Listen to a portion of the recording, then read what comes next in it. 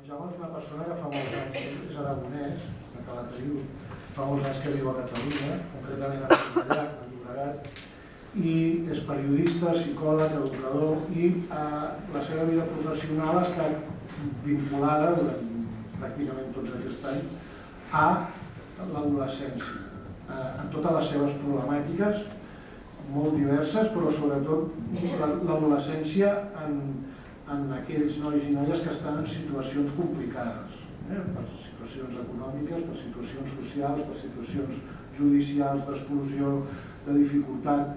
I aleshores ella porta molts anys fent mediació, treballant amb aquests nois i noies, amb les famílies.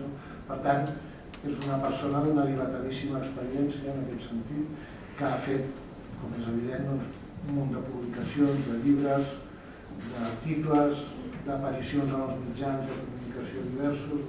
Jo avui em llegia, per recordar l'entrevista amb el Carles Capdevila, que va editar Arcadi, precisament, amb 11 entrevistes, 10 entrevistes més a persones del món de l'educació, i m'ha agradat molt de tornar a trobar tan interessant més que la primera vegada.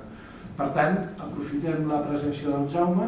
Com sempre, al final de la seva intervenció podem preguntar-li aquelles qüestions que considerem oportunes. Moltes gràcies. Passo la paraula. Gràcies, bona nit.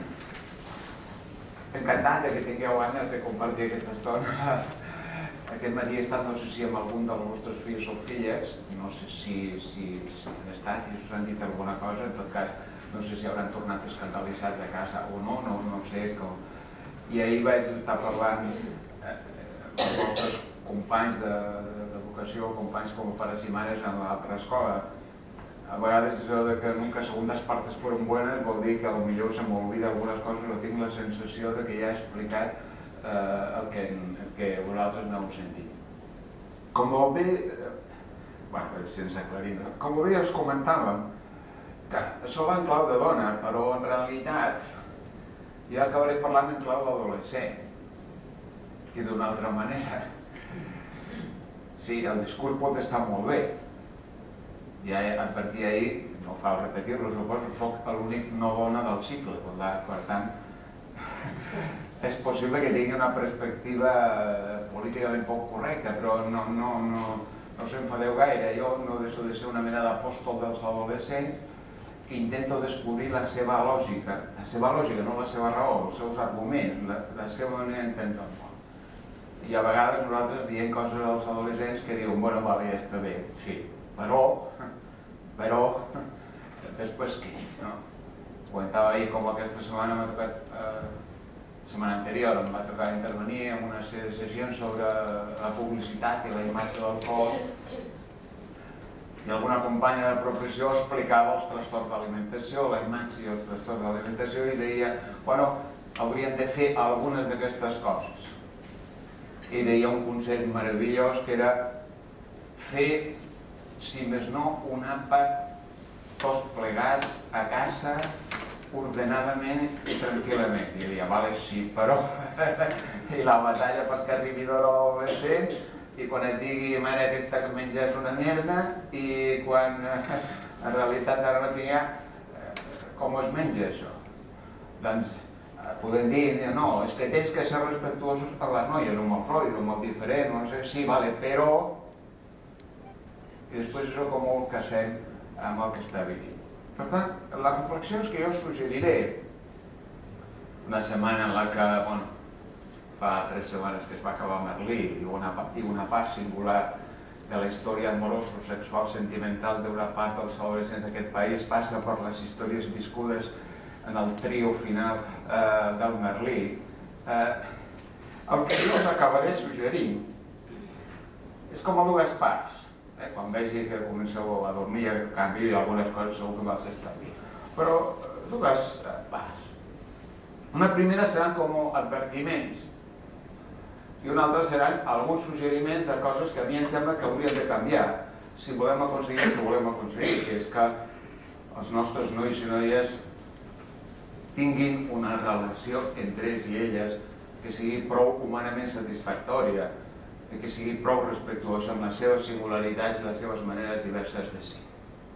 Aquests advertiments, en una primera part, té a veure amb aquesta idea I per què dimonis aquest discurs nostre acaba fracassat? Aquest matí després us ensenyo un vídeo, però aquest matí quan comentàvem els vostres nois i noies de primer de batxillerat, una de les lletres probablement més masclistes que es repeteixen en el trap avui en dia de moda, els nois i noies, com a mínim el 80% dels vostres fills, com a mínim vist la seva reacció, l'escoltaven assíduament. I és una cançó que va d'una noia que vol un senyor gran, però l'altra té un nòvio més jove que li diu aquest senyor té diners però no la té tan llarga com jo. En fi, és el més suau, us ho podria posar, és a dir, fins i tot la vaig baixar. A vegades però vaig pensar, bueno, aquelles hores un dia més no espantaràs massa a la gent, però us la podria posar la lletra.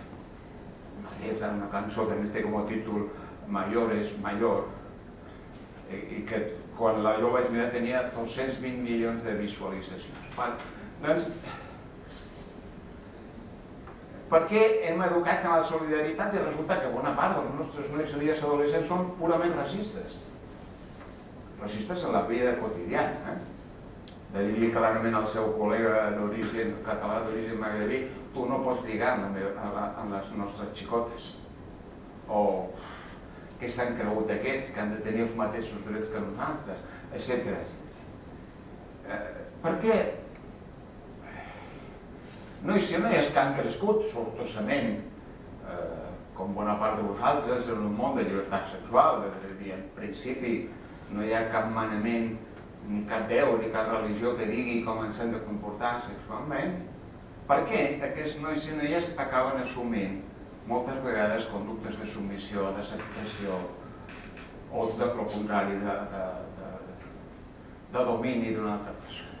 Doncs a mi se m'acudia, reflexionava, en realitat, com us he dit, hem oblidat que es tractava d'adolescents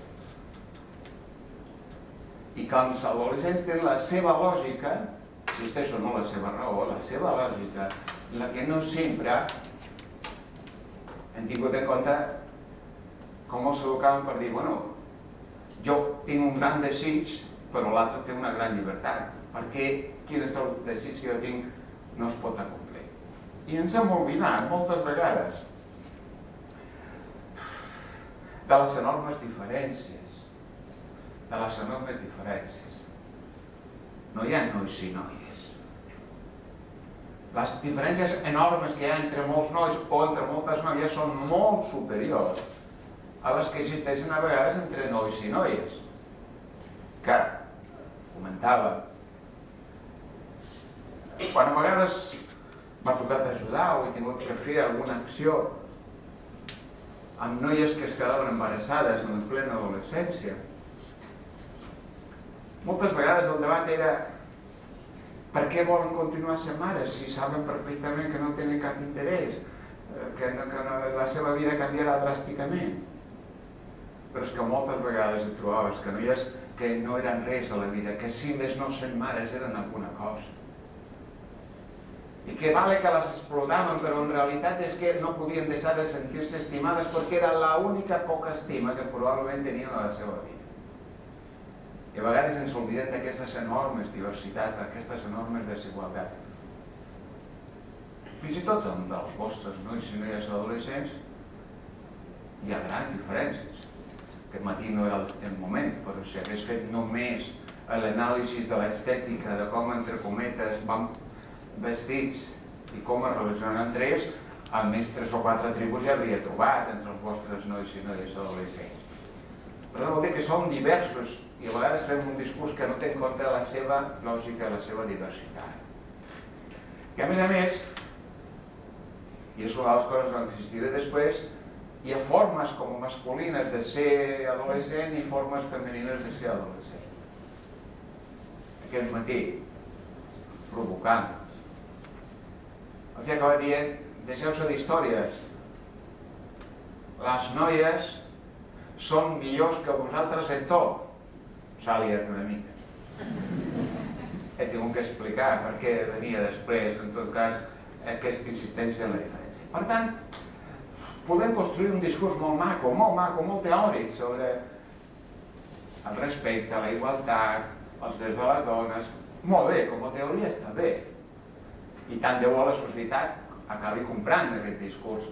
Però després hi ha un noi i una noia concret, el qual, que sí, que us pot acabar passant, com recordo que em passava una vegada a mi, la meva història de profe de SADE, parlant de violències d'un xaval fatxa acabat, però que era el més intel·ligent de la classe, al qual li vaig tenir que posar inevitablement un 10.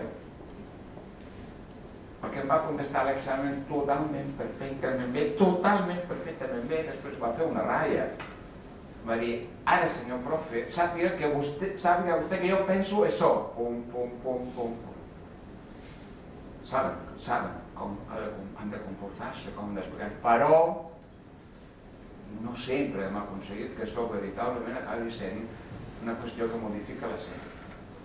Un altre d'aquests preàmbuls, ja veia com a llarg, té a veure amb un record que aquest matí començàvem vist també aquesta història, treballant en una entitat que coneixem alguns d'aquí, el Montse, aquest company, una entitat que es dedica a intentar que aquests xavals que es despengen del sistema educatiu no es despengen del tot i tornin a recuperar-se amb alguna connexió amb el món de l'aprenentatge i l'educació. Estava treballant amb un grup bàsicament de noies i vam aprofitar, en teoria, el càlcul del percentatge o el càlcul de la regla de 3 sobre la base d'intentar aclarir quina proporció d'alcohol havien pres en funció del número de cubates que havien pres al cap de setmana. Per tant, estudiant en funció del percentatge alcohòlic del vodka corresponent o de la gin corresponent, intentava explicar, que potser aplicar les matemàtiques a la vida també sabria una mica quin temps trigarien a ser alcohòliques. I en aquell moment una de les noies diu, i jo per què tinc que saber això? Aquest matí deia als alumnes, el mateix que vosaltres dieu a la senyo, i això per què serveix? O que ho diuen habitualment quan han d'aprendre segons quines coses a l'escola. Home, no ho sé, algun dia vas de rebaixes, no? Com a mínim hauràs de calcular el percentatge en alcohol. O si més no hauràs de demanar un crèdit, una hipoteca, alguna... Resposta meravellosa. No fa falta, ja ho sabrà el meu nòvio. Ja ho sabrà. I aquest matí, quan als vostres fills els explicava això, els deia una de les regles, les raons per les quals, atenció, que si hi ha una cosa que tu no saps i una altra la sap, aquest segur que t'explota. Atenció que si tu renuncies a saber, en aquest cas, sobre la sexualitat, els efectes de l'amor segurs. Perquè hi ha unes qüestions de fons en què no hem acabat de sortir-nos, que és el tema de la gelosia, que es dona en tot tipus de nois i de noies. Aquest matí fins i tot els he posat provocativament alguna imatge d'un tio catxes per veure fins a quin punt era atractiu, especialment per elles, suposo per algun també. Però aquesta idea és meu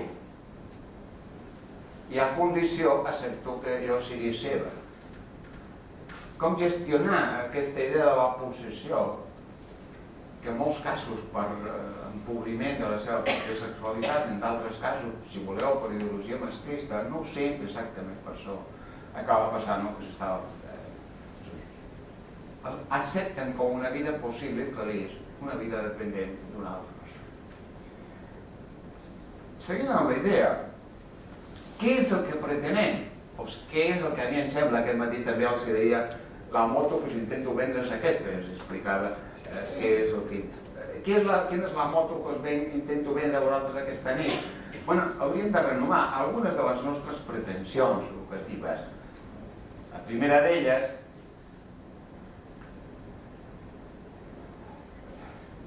seria meravellós que les vostres noies encantadores, responsables i estudioses, facin una mica el bandarra. I seria extraordinàriament important que alguns dels vostres nois, no tan encantadors, no tan estudiosos, ni tan responsables, fessin una mica com fan les noies que són responsables. I aquest matí, com us deia, quan s'han rebotat perquè he dit que les noies eren millor que tots, què és? He tingut que corregir, òbviament, després de la provocació, i els he dit, mireu, tios, a mi el que m'agradaria és que fóssiu capaços d'utilitzar el cap una mica més, de raonar, de pensar, cosa que fan sovint la majoria de les noies. I m'agradaria que féssiu capaços de descobrir com us sentiu, quines són les emocions, les vivències, els sentiments. Que no s'hi val anar pel món és que estic agobiat. Bueno, agobiat de quina manera? Hippie, deprimit, ratllat. Que féssiu el favor de pensar. I alhora també, vosaltres noies, vale, que no s'enfaden els pares, feu el favor de tornar-vos una mica boges. Feu el favor de resoldre aquest dilema en el qual estan immersos, ells estan immersos, han reconegut que estaven immersos i immerses, que és el gran dilema seu, especialment ara que arribarà la primavera. Bueno, aquesta setmana Carnaval i Sant Valentín pel mig, no ho sé. Com resolen aquell dilema entre quants suspensos tindré si me'n vaig de festa i quantes festes em perdré si em quedo estudiant? I aquest dilema que la majoria de les noies acaben resolent per la banda responsable i la majoria dels nois per la banda irresponsable, probablement hauríem de trobar algun punt intermedi en el que estaria bé que com a adults no pressionessin perquè fossin hiperresponsables. L'altre, una part d'aquests temes de masclisme o de feminisme o el que vulgueu, tal com han explicat aquests dies i continuaran explicant, té a veure amb construccions que ells i elles mateixos s'autoimposen, amb idees sobre com han de ser homes i dones que ells mateixos van construir. L'imaginari sobre com han de ser noies, en gran mesura avui està definit per un conjunt d'influencers, de youtubers, que ells i elles miren contínuament.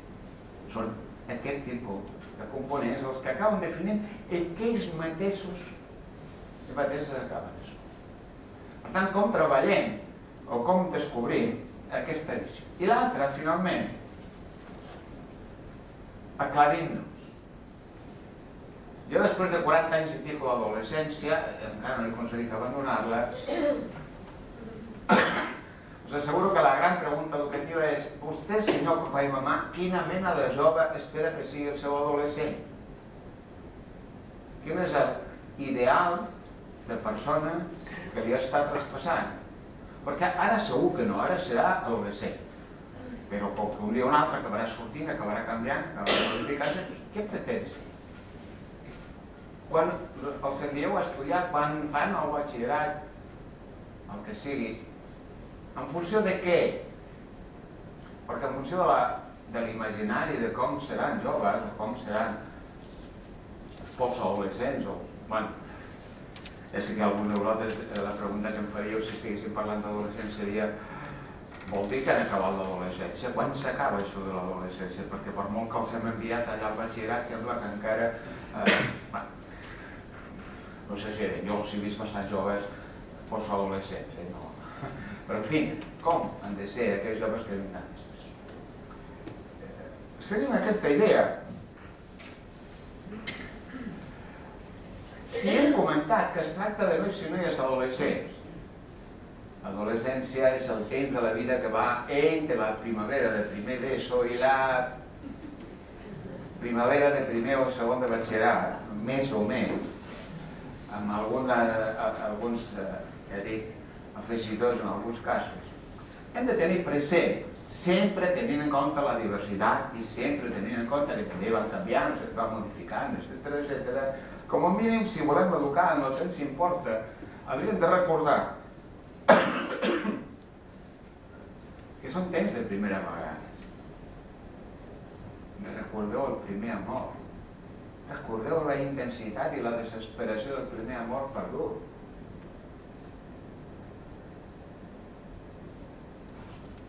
són personatges que inicien una part del seu viatge de la vida sense saber on van, òbviament sense equipatge, sense cap tipus de plànol sobre com va jugar-se la vida. Però és l'avantatge que té el descobriment de la vida. Que el que és important és que aquestes experiències vitals, aquestes primeres, que seran sempre experiències singulars, siguin experiències acumulatives que els permetin veritablement anar-se construint. Són temps, a més, d'experimentació. Clar, ja sé que tot pare o mare diuen ai, que se m'espatlla el fill. I ara me l'agafa aquesta pelandusca, vés a saber o aquest noi. El títol de la columna aquella que escriguen els Criatures, si algú la llegeix, es diu L'explorador reprimit, que és la definició d'un adolescent que donava un xaval dels múltiples als que he preguntat al llarg de la vida sobre com definiria un adolescent, i ell deia un explorador reprimit. Un personatge que creu que hi ha molt a descobrir, que es va endinsant dintre del bosc i té darrere seu una col·lecció d'adults acollonits que li van dient vigila, aquí no trepitgis, no facis, no. És aquí, sí. Que és un temps, a més, de sedimentacions. Com acabaran comportant-se? En funció d'allò que aprenguin, d'allò que van experimentant. Jo us asseguro que al llarg dels 40 i escaig d'anys de dedicar-me als adolescents i adolescents complexes de moltes menes, moltes vegades la gent s'angoixa per les drogues, la delinqüència, no sé què, bueno, a vegades en raó, moltes vegades no. Vivim una època dura, l'època de l'heroïna. Però moltes vegades he vist moltes més vides destruïdes per un mal enamorament que ningú ha ajudat a gestionar-lo que no per una mala experiència consumint una determinada droga. Perquè la cara contrària de l'experimentació és adults que ajuden a que els adolescents treguin pòsit d'allò que van vivint. I el que és important no és que tinguin o no tinguin relacions sexuals, en el cas que ens ocupa, sinó que no acaben banalitzant la seva experimentació sexual. Que d'allò que estan descobrint vagi quedant un pòsit que els ajudi a construir una sexualitat personal, singular, sana i equilibrada. Per això, el temps adolescent també va suposar, per posar en crisi la vostra història, no us preocupeu. Al final seran bastant més conservadors que vosaltres, no? Però de moment el que toca és posar en crisi el que penseu. Podeu tenir la teoria que vulgueu sobre la sexualitat, però de moment, amb ells i amb elles, el toca la possibilitat de posar en crisi aquesta història. El mateix que diuen, jo treballar com tu tots els dies, tota la setmana, doncs el mateix diran, jo enamorar-me d'aquesta manera, només un noi, segur que... Perquè l'adolescència també és un temps. Cal aclarir-lo, és un temps escolar. Hem decidit escolaritzar-los. Des que tenim educació obligatòria, tenim escolarització obligatòria. Abans no hi havia adolescència, Quan potser els dels vostres grups socials que teníem, però majoritàriament no n'hi havia. Només alguns. Però ara és obligatori. I venen a l'escola. Però recordo que venen a l'escola a ser adolescents, a practicar la seva adolescència i a vegades a estudiar. Però, perquè quan demaneu a l'escola que eduqui els vostres fills i filles, cal que demaneu que veritablement siguin capaços de convertir-se en personatges adults que estan al costat dels seus adolescents, dels vostres adolescents. Hi ha famílies que valoren l'escola perquè tenen bon control i bones notes. Que a les 8:02 del matí els envien un missatge al mòbil dient estigui tranquil·la que el seu fill està a classe. No sabem el que fa, però està a classe. I que no els preocupa veritablement. En saben alguna cosa més del meu fill que jo no sé? veritablement podríem parlar i veure com li ajudem tots els grups. Perquè estem parlant de temps d'acompanyament. De temps, volia dir al final, ara torno aquí, de temps. En el que educar és garantir que al costat d'un adolescent apareixeran adults disposats a fer el recorregut. A vegades hi ha famílies que el que demanen és que cada adolescent tingui una mena de mosso d'escaire al costat seu. Algun al llarg de la vida he descobert que el necessita. Això a l'escola ho saben molt bé, el que li diuen tutoria intensiva. Hi ha alguns xavals que han d'anar amb una fulla que cada quart d'hora li ha de signar el tutor per comprovar que no l'ha liat. Bueno, però això són alguns. La majoria necessiten adults. Que a més aquests són temps, com es posava abans, m'he saltat a l'ordre, temps d'Instagram. A veure, vosaltres heu tingut adolescència, us en recordeu quantes vegades anàveu de l'armari al mirall a canviar de roba abans de sortir al carrer? Quantes vegades dèieu que no puc sortir, no estic guapa, torno? Ara, es fan la foto, la pengen, amb 5 highlights ja pot sortir al carrer. Els miralls contesten. No és el mirall aquell, ningú en diu res. No es pot ser adolescent sense tenir un smartphone. No es pot ser adolescent sense tenir un smartphone. La identitat adolescent és una identitat en gran mesura digital. Ser o no ser acceptat o no acceptat, té a veure amb el seu món de xarxes. Jo algun d'aquests dies, fa temps, encara continuo ajudant com puc adolescents que amb molt bon criteri no volen anar al psicòleg. Intento ajudar-los com sigui. Però recordo encara una noia que deia no, és que la fulanita m'ha tancat, el menganito m'ho ve, ara el tancaré. Jo deia, què tancarà? Portes, finestres... Fins que vaig descobrir les xarxes i l'obrir i el tancar.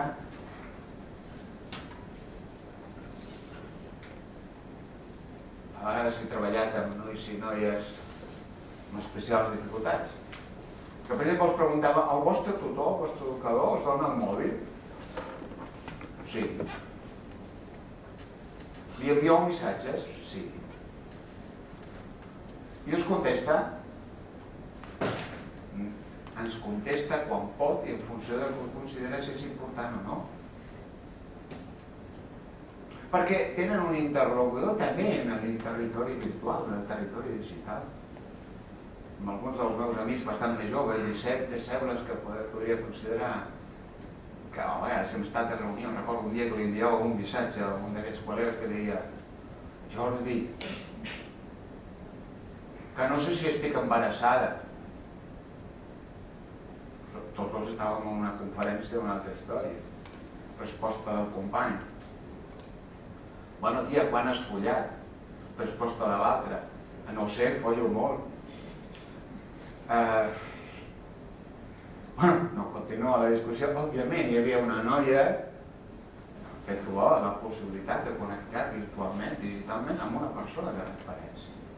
Els vostres nois i noies són personatges online, personatges digitals, que no vol dir de cap manera que hagin d'estar continuant disponibles, accessibles, que tota la seva vida sigui digital. No, estic dient simplement que una part singular de la seva vida digital, una part singular de les relacions que tenen a veure amb nois i noies té a veure amb el món digital en el qual estan.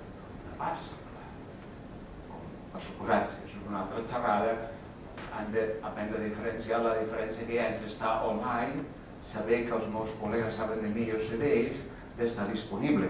Envien el missatge que sigui, però parlarem, ara estic per una altra història. Però són vides. Continuem amb aquesta història. Bueno, no ho passo perquè si no, no acabaria. Què és el que condiciona una part d'aquestes dificultats, o quins són els condicionants d'aquestes dificultats per aconseguir que els nois i noies adolescents veritablement construeixen una relació sensata, sana, respectuosa, feliç entre ells i elles. Algunes d'aquestes històries tenen a veure, per exemple, en la contradicció entre tenir èxit acadèmic i tenir èxit amb els nois. Què m'ha dit he preguntat, no tenia entès la resposta, però els he preguntat: és atractiu als 7 ciències de la classe? O està sexy la noia excel·lent, tot excel·lent de la classe? Hi ha hagut alguns somriures i alguns conatos de protesta, no? Però moltes vegades les noies han de resoldre el dilema: si continuo sent l'empollona, no seré popular. Bona part dels nois han de respondre el dilema: si em dedico a estudiar, a ser raonable, a treure bones notes, no sempre seré el noi que s'espera que sigui el machito de turno que té l'èxit corresponent entre les noies del voltant. De fet, comentava ahir en algun dels estudis recents en els que ja anat treballant, en un estudi francès sobre el canvi a les escoles de secundària, que aquí és urgent i allà és més que urgent.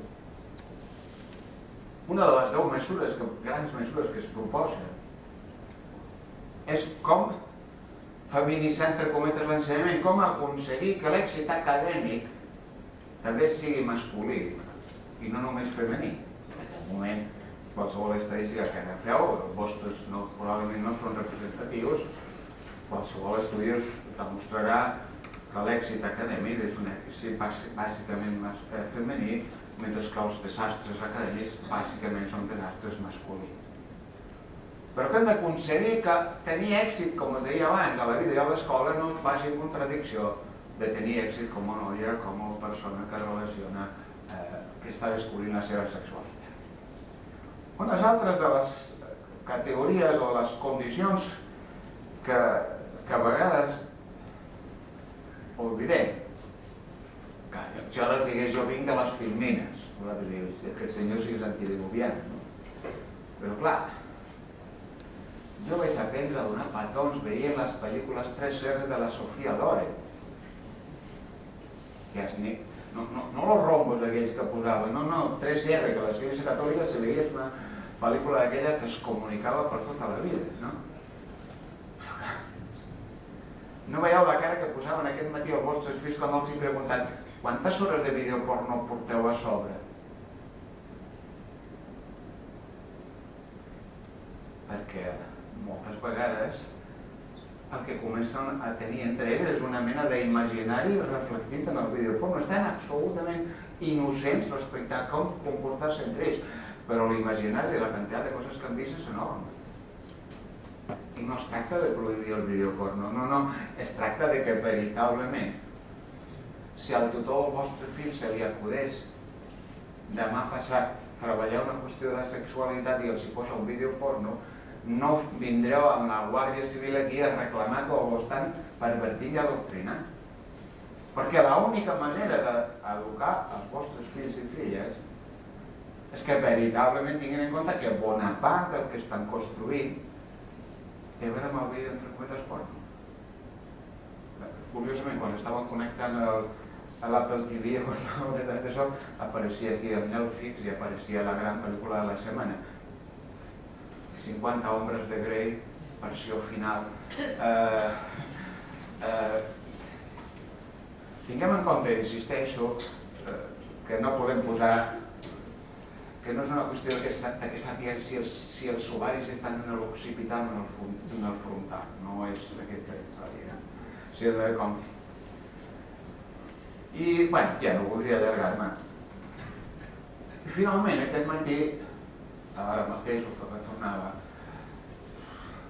quines són les influències que hi ha darrere.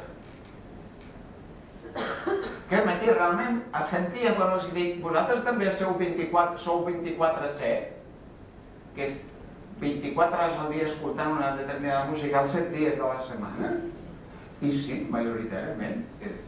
Mireu només, a veure si funciona. Mireu, no us he posat el vídeo, però no... Mireu només la lletra.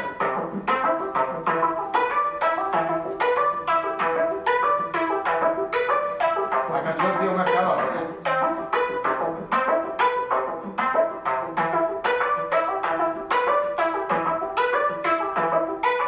Solo quiero money. ¿Dónde está el calle? You find me. Espera cobrar, you feel me. Yo quiero la mano, pinky. Yo solo quiero money. ¿Dónde está el calle? You find me. Espera cobrar, you feel me. Yo quiero la mano, pinky. Cause I'm flexing on my dreams. I'm winning and you know that I want nothing again. That's the time that I go. Que veo más reír. Todavía por la noche ya ha pasado, yo solo sé fluir. Por eso se ve que te fui a verte en Mercadona. Yo soy una señora, vete allá en China, pero yo voy mamona. ¿Quieres regalar? Podria seguir. És la més suau, de les...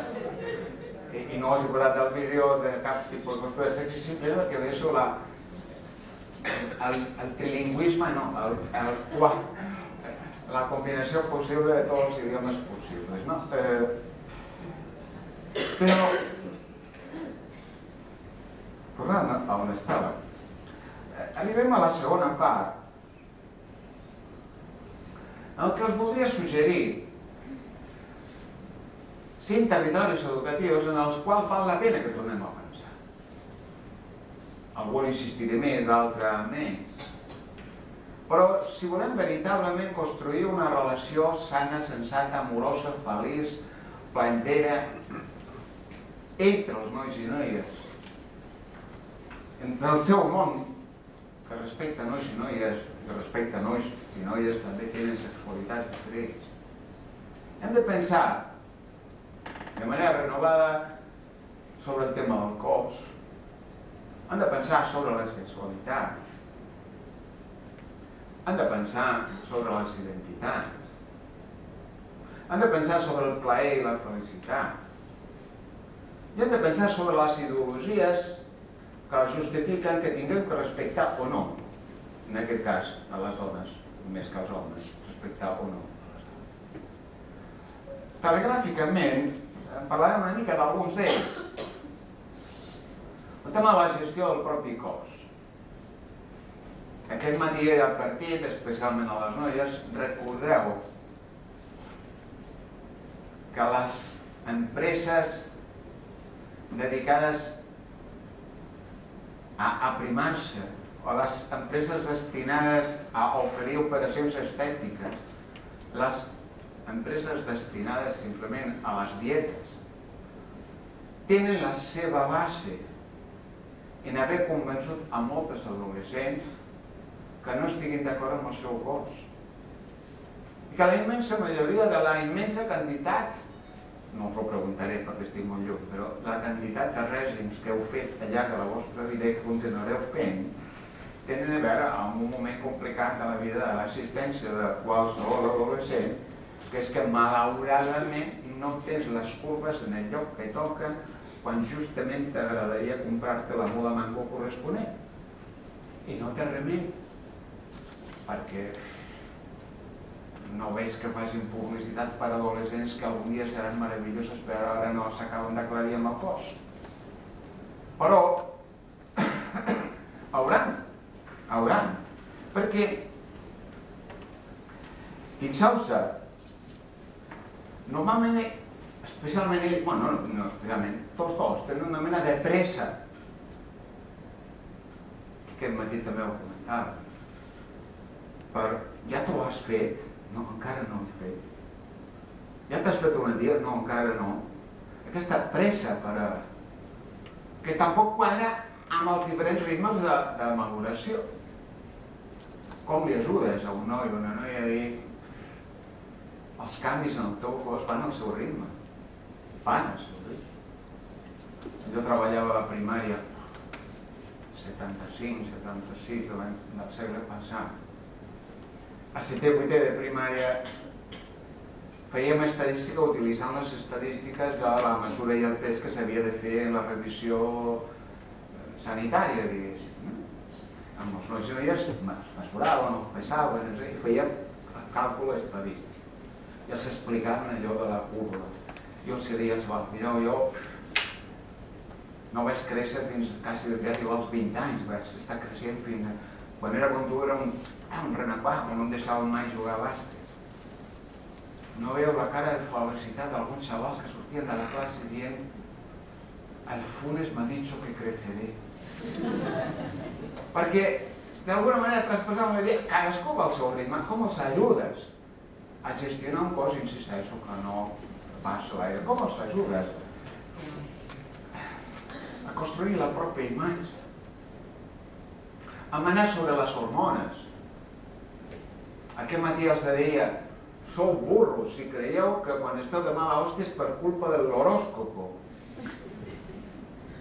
Feu el favor d'entendre com funciona el vostre cos i com funcionen les hormones i com funciona el sistema nerviós. I aquest matí també insistia en la idea de dir, m'agrada el meu cos? No. Però m'agrado jo. Soc una tia collonuda. Soc capaç de donar lliçons a molts d'aquests nois i noies, tinc altres virtuts, altres possibilitats. No som només un cos. Com els ajudes al coneixement de moltes més coses. Per què t'agrada aquesta noia? Només perquè és bufona. Però si quan obre la boca ja s'acaba tot l'encanteri. Potser hauràs de descobrir algun altre tipus d'interès o algun altre tipus de característica o tu mateixa, que no li agrades a aquest noi, el seu pet, perquè probablement tindria la millor de les companyies possibles en les quals podria estar. Com els ajuda a descobrir? Soc alguna cosa més que el cos. Com els ajudes als xavals a dir, feu el favor d'interessar-vos per alguna cosa més que alguna curva en el seu lloc? Que sí, que està bé, ja sé, que són atractives perquè estan sexis, però també deuen ser per alguna cosa més. El que hauríem de treballar, com us deia, és el tema de la sexualitat.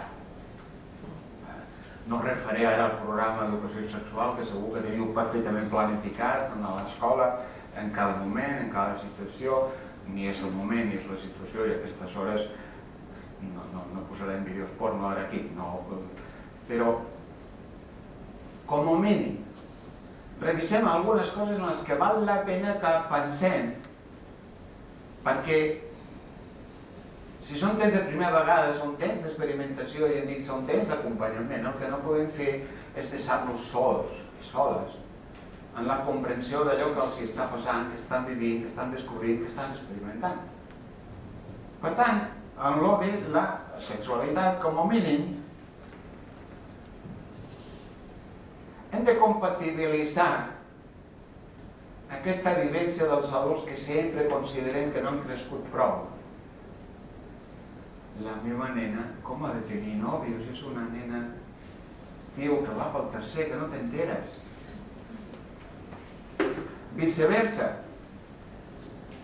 La d'ells que, com us deia, és que, espera, aquest matí els deia, si alguna de les coses bàsiques que us tinc que recomanar de la sexualitat és que ningú t'imposi el ritme.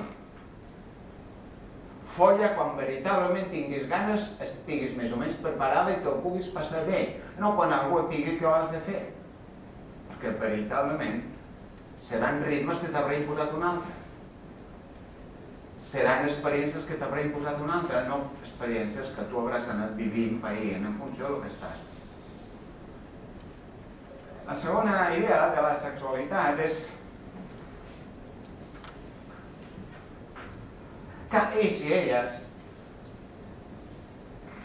des de fa probablement uns 5 anys, una mica més, han inventat, com sabeu, van inventant al llarg del temps, vosaltres vau inventar algunes, vosaltres ho heu inventat allò de l'amigo con derecho a roce, ells i elles han inventat el follamés, no? Tipologies diverses de relacions entre ells, amics per sortir, amics... Que aquest matí els diria als vostres fills i filles que ningú us negui l'experiència d'enamorar-vos. No cal estar enamorat per tenir relacions sexuals, ni molt més. Però les relacions sexuals no són només genitalitat, només sexualitat fisiològica. Tios, feu el favor d'enamorar-vos. Noies, si voleu tenir un follamís d'una bona nit perquè us agrada un tio, tampoc passa res. Mentre us quedi clar que no és l'única experiència possible, l'única manera de tenir una relació amb les persones. Però com que això està invertit, que aquest matí els hi posava el context d'aquests de noies enamorades, vam sortir, vam estar una nit, ja no m'han trucat, ja sé que van quedar que era una nit, però és que veritablement jo espero a veure si em truca, té el meu telèfon però no em diu res, aquest estat que coneixeu perfectament, per parlar una mica sobre l'economia. Pocs nois i noies, pocs nois acaben vivint aquesta experiència emocional, mentre que bona part d'ells estan situats. La sexualitat també, en aquest cas, com us deia, és com els eduquem per enamorar-se. Com els eduquem? Perquè no es perdi l'experiència intensa. Aquest matí els posava alguna definició d'enamorar-se. Aquesta experiència intensa de saber que quan millor estat és quan estàs al costat de la persona que t'estimes. I que quan no estàs al costat et sents malament, que, com sabeu molt bé, és l'experiència intensa dels primers amors. Com eduquem perquè gestionen aquestes vivències, perquè tampoc es desesperen, perquè són experiències que fracassen un dia o un altre. Moltes vegades els primers són intensos, però de curta duració ja ha d'aparèixer una altra intensitat amorosa que substitueix sempre. S'explicava com, per exemple, recordo haver ajudat un xaval esportista d'èlit que es volia matar perquè la noia aquella l'havia deixat, es volia matar. I va trobar una solució. Va anar a consultar una vident. Va trobar que entre un psicòleg i una vident millor una vident. I aquella vident li va dir: tranquil, aquesta noia la vida l'ha fet per tu. Esteu predestinat a estar junts. Fes una carta, regala-li un anell. Ho podeu entendre, llavors intentava no desestabilitzar-lo, clar, perquè millor creure una evident que no creure en res, no? És a dir, quan va fracassar va començar la mala puta, no sé què, no m'ha tornat l'anell, no... Bueno, estan gravant, no? Llenguatge inadequat, però bueno. Com els ajudes a gestionar aquesta història? Perquè necessiten algú que els ajudi a entendre què els està passant, què no. Quan parlem de la sexualitat, també, la major part d'abusos, de violències, es donen en tios que tenen una sexualitat absolutament empobrida, amb una escassa experiència del que significa tenir una relació sexual amb una noia. Comentava ahir, algunes vegades en la meva història de treball amb nois i noies de la justícia juvenil, a vegades m'he trobat nois i noies que havien, nois que havien fet situacions de violència sexual, perquè eren nois que no tenien cap capacitat en aquell cas, en aquella època, de controlar les imatges, encara no hi havia les dosis de vídeo porno de l'actualitat. Només porno era a l'interviu d'aquella època.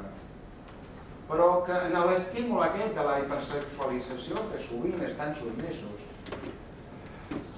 no entenien que la noia pogués dir no vull saber-se amb tu. No controlaven els seus desitjos de plaer, els seus impulsos, no tenien eines que els permetessin controlar aquesta història. així com els altres nois, podien parlar, discutir, raonar, enfadar-se o no, provar d'una manera o d'una altra. Aquests nois no tenien res, no tenien un cap, bàsicament, amb una mena de vivència sexual limitada. I això feia que passessin ràpidament a l'acte i ràpidament passessin a un acte de violació. Quan més ric sigui el seu bagatge d'experiències, vivències, arguments, emocions sexuals, menys possibilitats tindran de passar veritablement una sexualitat que acabi explotant, que acabi abusant, que acabi dominant.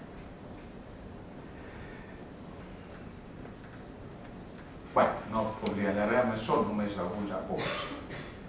Aquest matí al final també m'ho he saltat, però en algun moment hem de discutir per què els nois i noies se'n van al llit. Quan, com, de quina manera, com proven. Parèntesis. Vosaltres heu estat adolescents i heu arribat a ser les meravelloses mares i pares que sou ara. Però segur que els vostres pares estaven desesperats quan éreu adolescents. Doncs confieu una mica. Perquè si vosaltres heu acabat raonablement bé, la immensa majoria dels vostres nois i noies acabaran bé. Segur que acabaran malament si vosaltres us obsessioneu que acabin bé, segur. Però confieu una mica perquè puguin decidir veritablement com construeixen la seva... El tercer tema... 5 minutets. El tercer tema té a veure amb el plaer i la felicitat. Bona part del que estem parlant té a veure amb en què consisteix ser feliç. Vivim en una societat que té dos grans déus. Consumir i passar-se-ho bé. I els nostres adolescents no fan més que portar això a l'extrem. La discussió, i quin és el contingut de la felicitat? A vegades, especialment en temps de Carnaval, hem de discutir sobre la felicitat, sobre per Carnaval tot s'hi val. I els haig de dir, vale, potser una part del plaer i la felicitat està molt al cop, però si a la mitja hora ja no t'enteres, doncs no t'enteres de si ets feliç, no? De què et serveix? De què et serveix ser feliç si el que està al teu costat és infeliç? Una cosa que no sempre acaben d'entendre els nois i noies adolescents. No pots ser feliç si tens un infeliç al teu costat. Quan surts de festa i el teu col·lega es passa, vale que dius, bueno, és el seu problema, bueno, el teu problema. Però acabaràs en urgències d'hospital, acabaran tenint els pares, acabaran no sé què, no pots dir, és el seu problema. Com moltes vegades, quan hi ha un abús o una situació d'abús, en realitat el que passa és que només pensen en el seu propi plaer, en la seva pròpia felicitat. I educar la felicitat i educar el plaer és una qüestió ètica. No pensem que és una qüestió de si ho preus o no. No. Quan tu has de discutir per què han de prendre porros o no, no estàs discutint sobre l'impacte neuronal del tetahidrocannabiol. Estàs discutint amb un xaval al que li has de raonar per què val la pena o no val la pena, què treuen i què no treuen, quina és l'experiència positiva i quina és la negativa i quin balanç fan sobre l'experiència de felicitat, infelicitat, plaer o implaer que tenen en aquest cas amb aquella substància. És una qüestió ètica. A on diposites el plaer i la felicitat? Quina part del plaer i la felicitat té a veure amb la sexualitat? Bé, les identitats, vaig molt ràpidament, només un apunt ni tan sols poso les transparències. Una part de la identitat té a veure amb la sexualitat, el gènere, el sexe, tot això que també heu parlat i que heu parlat. Però és una part. La primera cosa que hem d'aconseguir amb els nois i noies adolescents és que s'assabentin de que tenen diverses identitats. Són del Barça, de l'Espanyol, punquis, neohippies, espanyolates, catalanufes, nois, noies, són 50.000 coses, estudiants. Són diverses identitats, que l'única identitat important no és la de ser el mascle de la classe. Comportar-se com a noi conqueridor és, en tot cas, si és acceptable o no, una petita part de la teva identitat. Hi ha moltes identitats, moltes més identitats que no només aquesta. Moltes vegades els nois i noies es passen és perquè veritablement estan obsessionats que l'única manera de respondre a la pregunta de quin dimoni sóc jo és la resposta de dir soc el gall del galliner, soc l'únic que veritablement té èxit al voltant. Els nois i noies, a més, van construint la seva identitat al llarg del temps, aniran canviant tota la seva vida. I és important que veritablement les experiències de relació sexual, de relació afectiva i amorosa els ajudin a anar construint diverses identitats. També són identitats que es construeixen entre iguals. Moltes vegades en el territori que ens ocupa hi ha nois i noies que es construeixen simplement per oposició, negació de l'altre i acaben convertint a l'altre diferent en un enemic, ja sigui l'homosexual, el transsexual, el que té un comportament sexual diferent, és l'enemic. Entre cometes els ajuda fins i tot a gestionar la seva pròpia inseguretat, en aquest cas moltes vegades sexual. Per tant, els hem d'ajudar a que veritablement construeixin junts, no construeixin contra mi. I acabo, arribant al final, com sempre ens passem de temps. Es deia, al final, hi ha el tema de les ideologies. Aquest matí, algun dels vostres fills, declarat públicament com de gènere homosexual, insistia molt en la idea de dir en realitat els meus companys o les meves companyes que no respecten a la gent que és diferent d'ells i d'elles. Deia, torno a dir, no cal respectar les dones, no cal respectar les dones. El que cal és recordar que tots els éssers humans neixen iguals, en dignitat i en drets. Perquè si no estarem fent educació contra el racisme, educació contra el masclisme, educació contra el diferent, educació... No. Si educar sempre ha estat ajudar a descobrir que per ser tu necessites un altre, que sempre necessites una relació, que tu no ets ningú si no tens algú amb les relacions. Una part d'aquestes relacions té a veure, en aquest cas, amb les dones. Una part. Però no ens serveix de res el noi que políticament és correcte i respecta aparentment a les noies, però en realitat és un faig acabat que menysprea a tothom que no és com ell. Que els hi posava, es tracta d'educar per uns nois i noies que tenen una felicitat que no poden esperar. Recordeu que diuen és que has de ser feliç, només ser feliç una vegada a la vida. Estem parlant de com educar per l'amor, però que això significa també descobrir la multiplicitat de les conductes de la sexualitat. Que bona part dels mal rotllos s'arreglarien si des de ben petit a P3 ningú protestés perquè es donessin petons entre ells com una forma normal, absolutament normal. Estem educant, per tant, per descobrir a poc com van formant part d'unes altres vides i per practicar la llibertat. Aquest matí els deia, de què va el rotllo meu? Bueno, doncs una part del rotllo té a veure amb la llibertat. Aquesta llibertat en la que mai es pot pensar, en la posició de la persona desitjada. I finalment, si avui tinguéssim que resumir-lo, es tracta d'educar per tenir follamics, cercar el príncep blau i controlar la gelosia.